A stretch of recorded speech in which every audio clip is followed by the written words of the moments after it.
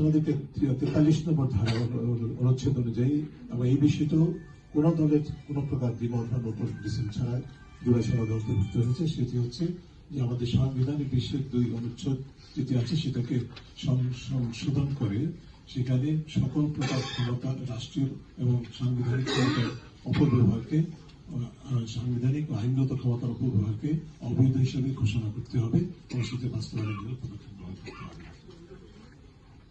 বিভিন্ন রাষ্ট্রীয় ও অরাষ্ট্রীয় প্রতিষ্ঠানে দুর্নীতি বিরোধী ভূমিকা ও দায়িত্ব নির্দিষ্ট করে একটি জাতীয় দুর্নীতি বিরোধী কৌশল, যেটা আগে বলেছি, স্ট্র্যাটেজি প্রণয়ন করতে হবে।